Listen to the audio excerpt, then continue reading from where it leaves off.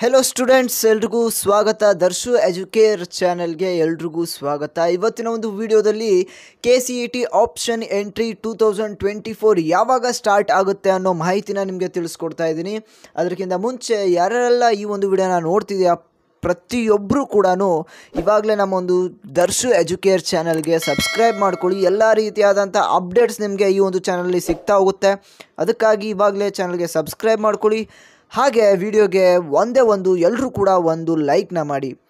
ಇವತ್ತಿನ ಒಂದು ವಿಡಿಯೋದಲ್ಲಿ KCET 2024 ಕೌನ್ಸಿಲಿಂಗ್ ಯಾವತ್ತ ಸ್ಟಾರ್ಟ್ ಆಗುತ್ತೆ ಅನ್ನೋದನ್ನು ನೋಡೋದಾದರೆ, KCET ಮತ್ತು ನೀಟ್ ಎರಡೂ ಕೂಡ ಕಂಬೈನ್ ಆಗಿ ಒಂದು ಕೌನ್ಸಿಲಿಂಗ್ ನಡೀತಿರುವಂಥ ಕಾರಣದಿಂದ ಈ ಒಂದು ಕೌನ್ಸಿಲಿಂಗಲ್ಲಿ ಎಲ್ಲ ಒಂದು ಸ್ಟೂಡೆಂಟ್ಸ್ನ ಮಾಹಿತಿ ಡೀಟೇಲ್ಸು KE ಅವರ ಕಡೆ ಇರಬೇಕಾಗತ್ತೆ. ಅದಕ್ಕಾಗಿ ಈಗ KE ಅವರ ಕಡೆ ಕರ್ನಾಟಕದ KCET ಬರೆದಂಥ ಒಬ್ಬ ಸ್ಟೂಡೆಂಟ್ಸ್ಗಳ ಡೀಟೇಲ್ಸ್ ಅಷ್ಟೇ ಇದೆ. ಹಾಗಾಗಿ ನೀಟ್ ಬರೆದಿರ್ತಕ್ಕಂಥ ಎಲ್ಲ ಒಂದು ಸ್ಟೂಡೆಂಟ್ಸ್ ಒಂದು ಏನಿದೆ ಡೀಟೇಲ್ಸು ಅವ್ರಿಗೆ ಬೇಕಾಗಿರುತ್ತೆ. ಈ ಒಂದು ಡೀಟೇಲ್ಸ್ನ NTA ಕಡೆಯಿಂದ ಕಳಿಸ್ಬೇಕಾಗತ್ತೆ KE ಅವರಿಗೆ NTA ಕಡೆಯಿಂದ ಯಾವುದೇ ರೀತಿಯಾದಂಥ ಮಾಹಿತಿ ಡೀಟೇಲ್ಸ್ ಇನ್ನೂ ಕೂಡ ಯಾರಿಗೆ KE ಅವರಿಗೆ NTA ಕಡೆಯಿಂದ ಬಂದಿಲ್ಲ. ಹಾಗಾಗಿ ಕೌನ್ಸಿಲಿಂಗ್ ಸ್ಟಾರ್ಟ್ ಆಗಬೇಕಂದ್ರೆ ಈ ಒಂದು ಡೀಟೇಲ್ಸ್ ಎಲ್ಲ ಬರಬೇಕು. ಹಾಗಾದರೆ ಯಾವಾಗ ಬರುತ್ತೆ ಈ ಒಂದು ಡೀಟೇಲ್ಸ್ ಅನ್ನೋದನ್ನ ನೋಡೋದಾದರೆ,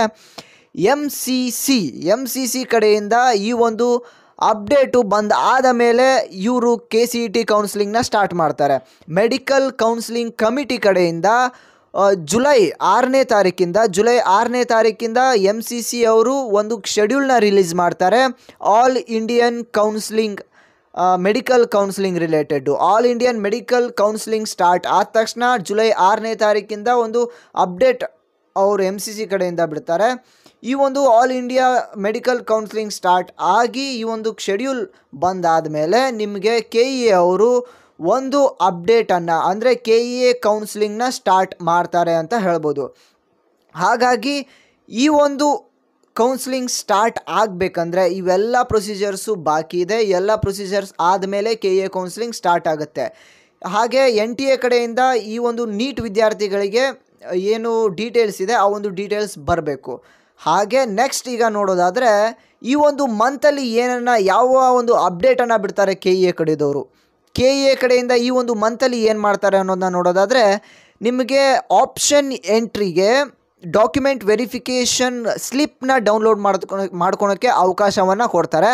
ಹಾಗಾಗಿ ಯಾವ ಎಲ್ಲ ನೀಟ್ ವಿದ್ಯಾರ್ಥಿಗಳಿದ್ದೀರಾ, ನೀಟ್ ವಿದ್ಯಾರ್ಥಿಗಳ ಒಂದು KE ಕಡೆದವ್ರಿಗೆ ರಿಜಿಸ್ಟ್ರೇಷನ್ ಮಾಡ್ಕೊಳ್ಳೋದಕ್ಕೆ ಅವಕಾಶವನ್ನು ಮಾಡಿಕೊಡ್ತಾರೆ. ಯಾಕಂದರೆ ನೀವು KEಯಲ್ಲಿ ನೀವು ಕೌನ್ಸಿಲಿಂಗ್ನ ಅಟೆಂಡ್ ಮಾಡಬೇಕಾದ್ರೆ KE ಅವ್ರಿಗೆ ನೀವು ನೀಟ್ ವಿದ್ಯಾರ್ಥಿಗಳು ರಿಜಿಸ್ಟ್ರೇಷನ್ನ ಮಾಡ್ಕೋಬೇಕಾಗತ್ತೆ ಕೌನ್ಸಿಲಿಂಗಿಗೆ. ಹಾಗಾಗಿ ಈ ಒಂದು ಎಲ್ಲ ಪ್ರೊಸೆಸ್ನ ನಿಮಗೆ ಈ ಒಂದು ತಿಂಗಳಲ್ಲಿ ನಿಮಗೆ ಅವಕಾಶವನ್ನು ಮಾಡಿಕೊಡ್ತಾರೆ ಡಾಕ್ಯುಮೆಂಟ್ ವೆರಿಫಿಕೇಷನ್ ಸ್ಲಿಪ್ನ ಡೌನ್ಲೋಡ್ ಮಾಡ್ಕೊಳೋದಕ್ಕೆ. ಹಾಗೆ ನೀಟ್ ವಿದ್ಯಾರ್ಥಿಗಳಿಗೆ ರಿಜಿಸ್ಟ್ರೇಷನ್ ಮಾಡ್ಕೊಳೋದಕ್ಕೂ ಕೂಡ ಈ ಒಂದು ತಿಂಗಳಲ್ಲಿ ನಿಮಗೆ ಅವಕಾಶವನ್ನು ಮಾಡಿಕೊಡ್ತಾರೆ.